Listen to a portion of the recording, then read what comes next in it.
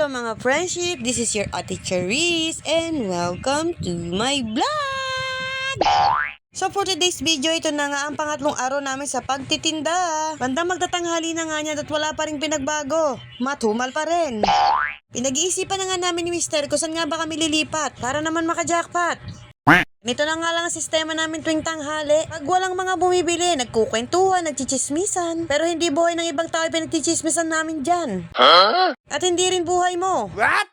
Kundi ang buhay ng mga tindero. Huwag assuming minsan friendship ha. Baka makurot kita gamit ang nail cutter. Tingnan mo lang.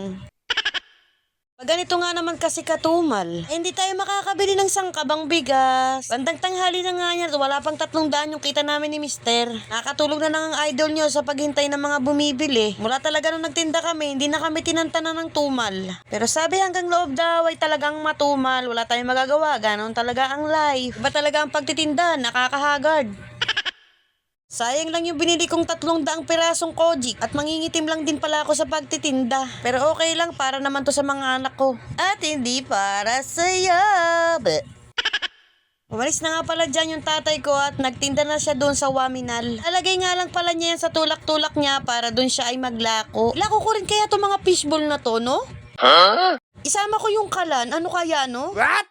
Mabuti pa kasi yung tatay ko, kumikita doon kahit mga 300 hanggang 600. Pero kami ni Mister, daan lang ang aming nakikita.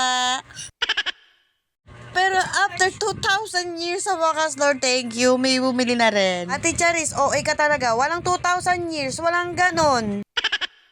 Ang ibig ko bang sabihin ilang oras na ang nakakalipas sa wakas, Lord, thank you, at may bumili na din. Napansin ko nga rin pala ang pagdilim ng langit. Okay lang din sana para di ganun kainit.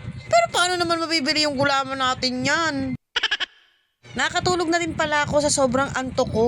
Dahil pag sobrang antok ko, kailangan ko talaga tong itulog o kaya iidlip. At pag wala talagang mga bumibili, ganito talaga ginagawa ko. Umiidlip talaga ako minsan. Pag ganito kasing oras, yung mga alauna, alas 2 talaga naman nakakaantok. Medyo madami pa rin talaga kaming paninda na kailangan naming mabenta. Kahit anong tumal yan, talaga kailangan namin magtiyaga. Hindi lang naman kami ang nakakaranas ng ganito. Halos lahat ng negosyante, danas din to. Bandang hapon na nga niyan at kailangan ng umuwi nila Noah. At kita nyo ba dun sa likod, may mga bumibili no. Nukuha na naman sa akin ni Noah yung cellphone. Kaya naman yung mga ibang bumibili, talagang hindi ko nabibidyohan. Sorry na, huwag ka na magalit. Iwi.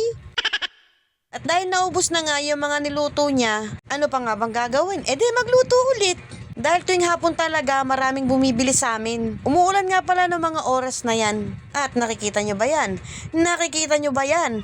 Paubos na yung paninda namin, konti na lang talaga. Kaya sinasabi ko sa inyo na kailangan talagang magtiyaga. Kailangan talaga sa pagtitinda, mahaba ang pasensya mo para makaubos tayo. Maya-mayang konti ay umuwi na nga kami. At eto na nga, nasa bahay na kami. Di ba, bilis?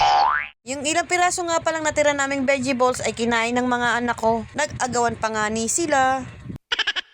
At ang kain naman sa akin bago ko umalis, sinuhugasan ko talaga yung mga ginamit namin. Para konti na lang talaga gagawin ko pag uuwi kami. Hindi talaga ako nauubusan ng mga hugasin. Ang sipag naman ng bunso ko. Baka pag lumaki ka, utusan kita na magwalis, hindi mo gawin na. Kailangan matuto kayo sa buhay hanggat bata pa kayo. Nakapagsaing at nagluluto nga pala ako ng ulam namin dyan para kakain na lang kami. Sarap kasi na makakapagpahinga ng maaga galing sa pagtitinda. O yun lang muna for today. Bye-bye na!